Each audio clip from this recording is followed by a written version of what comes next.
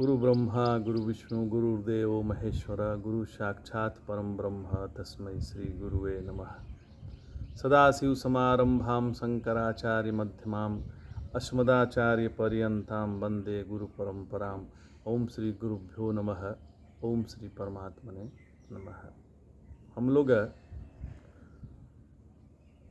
कठोपनिषद पढ़ रहे हैं। प्रथम वल्ली में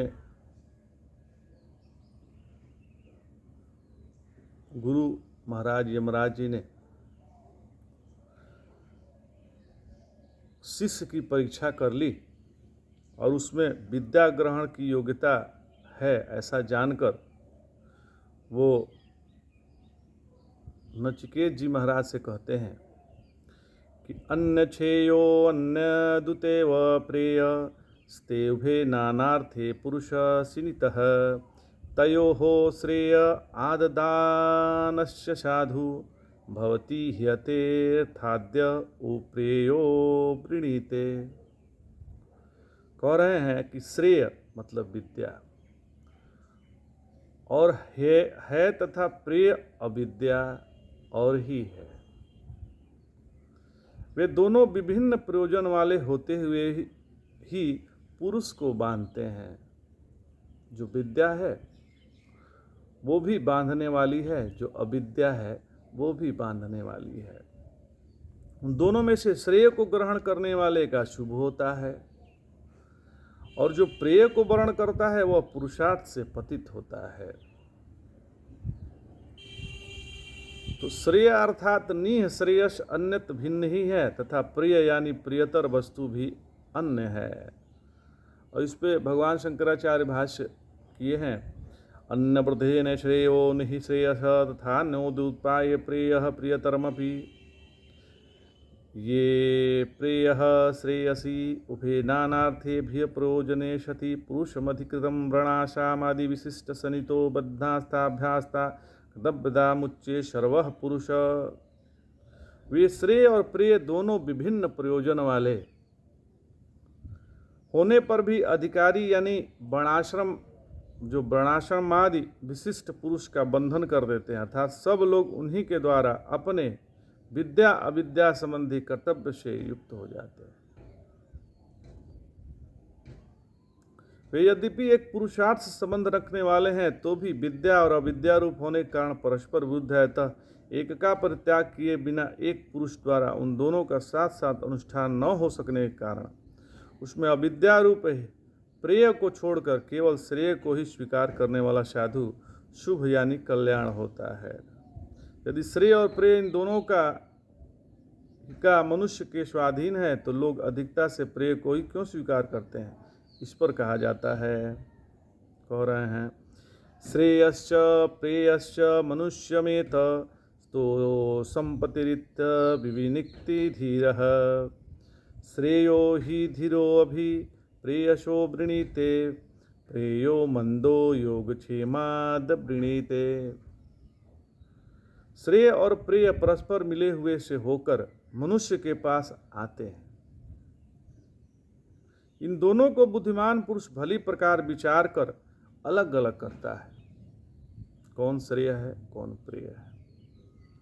विवेकी पुरुष प्रेय के समान श्रेय को ही वर्ण करता है किंतु मूढ़ योगक्षेम के निमित्त से प्रेय को वर्ण करता है। वे मनुष्य के अधीन है यह बात ठीक है। श्रेय प्रेय अब हमारे पास कोई भी विचार आया तो उसको ग्रहण करना है या उसको ग्रहण न करना है ये हमारे पास ऑप्शन रहता है। हम श्रेय को ग्रहण करते हैं कि प्रेय को ग्रहण करते हैं। जैसे धर्म यह है कि यदि आप शादीशुदा हैं एक पत्नी वाले हैं तो आप दूसरे सभी स्त्रियों को वंदनीय समझिए, भगवती स्वरूपा समझिए, उसमें भोग बुद्धि मत ले आइए। स्वामी अखंडानंद सरस्वती जी महाराज कहते हैं कि भोग इतना संसार में है कि भोगने वाला नष्ट हो जाएगा लेकिन भोग खत्म नहीं होगा। तो उसके उदाहरण में कहते हैं कि चना इतना है, कितना चना खाओगे, खाते खाते तुम्हारे दांत सड़ जाएंगे, लेकिन चना समाप्त नहीं होगा।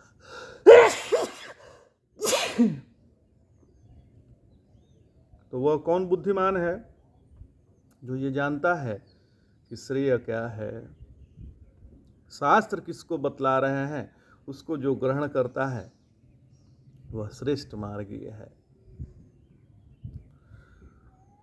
तो फिर आगे कहते हैं, स त्वं प्रियान् प्रियारूपाश्च कामा न भी ध्यायन्न चिकेतोऽत्यसाक्षी नेतां श्रृंकां वितमयीमावाप्तो यस्यामजन्ति बहवो मनुष्याः।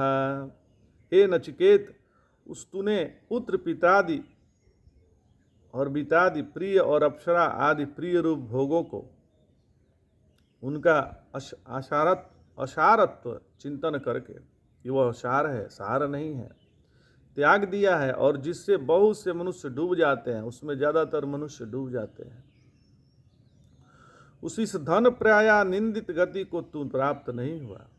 ये नचिकेत, तेरी बुद्धिमता धन्य है, जिस तूने कि मेरे द्वारा बारंबार प्रलोभित किए जाने पर भी पुत्रादि प्रिय तथा अप्सरा आदि प्रिय रूप भोगों को उनकी अनित्यता और असारता आदि दोषों का विचार करके परित्याग कर दिया। और जिसमें मूढ़ पुरुष प्रवृत्त हुआ करते हैं, उस वित्तमयी धन प्राया निंदित गति को तू प्राप्त नहीं हुआ। जिस मार्ग में बहुत से मूढ़ पुरुष डूब जाते हैं अर्थात दुख उठाते हैं, उनमें श्रेय को प्राप्त करने वाले शुभ होता है, और जो प्रेय को पालन करता है वह स्वार्थ से पतित हो जाता है। ऐसा जो ऊपर इस वल्ली के प्रथम मंत्र में कहा गया, सो क्यों इस पर यमराज जी कहते हैं, दूर में ते विपरीते विपूची अविद्याया च विद्येति ज्ञाता विद्याभीप्सिनम नचिकेत सम्मन्ने न त्वाम कामा बहवो लोलुपंत। जो विद्या और अविद्या रूप से जानी गई है, वे दोनों अत्यंत विरुद्ध स्वभाव वाली है और विपरीत फल देने वाली है। मैं तुझ नचिकेता को विद्याभिलाषी मानता हूँ, क्योंकि तुझे बहुत से भोगों ने भी नहीं लुभाया। मैं तुमको कितना भोग की वस्तु प्रदान करने के लिए कहा, लेकिन आपने कहा नचिकेत कि हमको ये नहीं चाहिए, क्योंकि ये इनकी नित्यता नहीं है। हमें आप बहुत सारे धन दे देंगे जो रहने वाले नहीं है, चोर चुरा के ले जाएगा। ज़्यादा धन भी हमारे लिए आवश्यक नहीं है।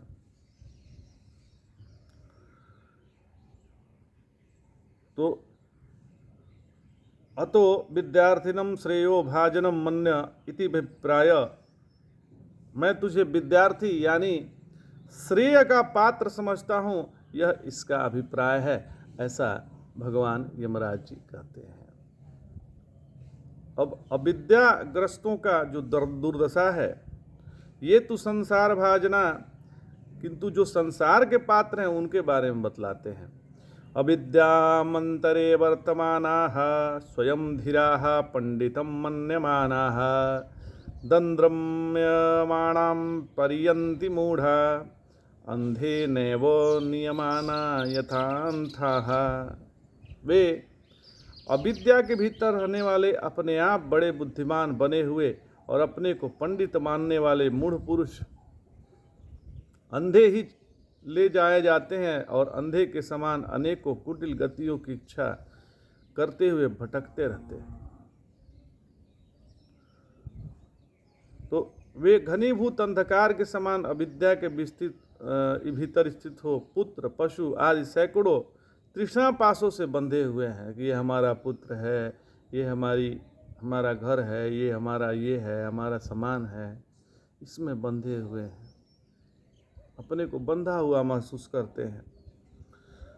अविवेकी जो पुरुष हैं वो नाना प्रकार के अत्यंत कुटिल गतियों की इच्छा करते हुए जरा मरण और रोगादि दुखों से सब ओर से भटकते रहते हैं। वो जीवन को रोग समझते हैं, भोग समझते हैं, रोग, बहुत सारे रोग भोगते हैं, और भोग तो भोगते ही हैं, भोग भी रोग ही है। और जो ये अतएव मूढ़ता करते हैं, इसके लिए कहते हैं न शाम्परायः प्रतिभाति बालं प्रमाद्यन्तं वितमोहने मूढ़म् अयं लोको नास्ति पर इति मानि पुनः पुनर्वास मापद्यते में। धन के मोह से अंधे हुए और प्रमाद करने वाले इस मूर्ख को परलोक का साधन नहीं सूझता। यह लोक है परलोक नहीं है, ऐसा मानने वाला पुरुष बारंबार मेरे बस को प्राप्त हो जाता है, इस संप्राय भाषित नहीं होता। जो प्रमाद करने वाला है, जिसका चित्त पशु पुत्र आदि प्रयोजन में आसक्त है और जो धन के मोह से अर्थात धन निमित्त अविवेक से मूढ़ यानी अज्ञान से आवृत है, यह जो स्त्री और अन्न पानादि विशिष्ट दृश्यमान लोक है, बस यही है, इसमें अन्य और कोई श्लोक नहीं। जो पुरुष इस बार मानने वाला है, यह बारंबार जन्म लेकर मुझ मृत्यु की अधीनता को प्राप्त होता है, अर्थात वह जन्म मरणादि रूप दुख परंपरा पद ही आड़ू रहता है। यह लोक प्रायः इसी प्रकार का है। अब यस्य श्रेयोर्थी सहस्रेषु काचिदेवात विभत्वति त्वद्विद्वो यस्मात्, किंतु जो तेरे समान श्रेय की इच्छा वाला है, ऐसा जो हजारों कोई में एक है, वह आत्मवेता होता है। क्योंकि श्रवणायापि बहुभियो न लभ्यः श्रृण्वन्तो अपि बहवो य न विदुः आश्चर्यो वक्ता कुशलो वश्य लब्धा आश्चर्यो ज्ञाता कुशलानुशिष्टः। अब देखिए कितना सुंदर बात बता रहे हैं। श्रवणायापि बहुभिर्यो न लभ्य, जो बहुतों को तो सुनने के लिए भी प्राप्त होने योग्य नहीं है, और श्रृण्वन्तो अपि बहवो यम न विदुः, जिसे बहु से सुनकर भी नहीं समझ पाते हैं, उस आत्म तत्व का निरूपण करने वाला भी आश्चर्य रूप है। आश्चर्यो वक्ता कुशलो से लब्धा आश्चर्यो ज्ञाता कुशलानुशिष्टः। अब कोई कहे कि आत्म तत्व निरूपण करने वाला भी आश्चर्य रूप, उसको प्राप्त करने वाला भी कोई निपुण पुरुष ही होता है, तथा कुशल आचार्य द्वारा उपदेश किया हुआ ज्ञाता भी आश्चर्य रूप है।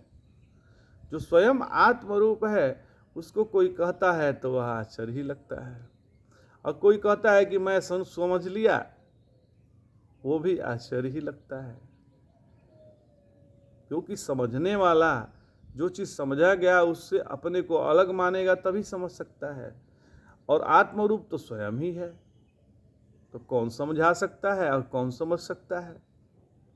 समझना, कोई चीज़ को समझना है यदि, तो अपने से अन्य मान के ही समझ सकते हैं। अपने को कैसे समझेंगे? अपने तो जानते हैं कि हम हैं। फिर आगे कहते हैं, न नरेणावरेण प्रोक्त एष सुविज्ञेयो बहुधा चिन्त्यमानः अनन्य प्रोक्ते गतिरस्त नास्ति अणियान्द्य तर्क मणु प्रमाणात। कई प्रकार से कल्पना किया हुआ आत्मा नीच पुरुष द्वारा कहे जाने पर अच्छी तरह नहीं जाना जा सकता। अभेददर्शी आचार्य द्वारा उपदेश किए गए इस आत्मा में कोई गति नहीं है, क्योंकि यह सूक्ष्म परिमाण वाला भी सूक्ष्म और अदुर्विज्ञेय है। बहुत ही इस विस्तृत से बताया गया है, इस पे चर्चा कल करेंगे। अभी तो आज 8 श्लोक हमने पढ़ा है। इस 8 श्लोक का व्याख्या हम कल इस पे व्याख्या पे विचार करेंगे और पढ़ेंगे। आज इतना ही। जय जय शंकर, हर हर शंकर, नमामि शंकर, भजामि शंकर, नमः पार्वती पतये, हर हर महादेव।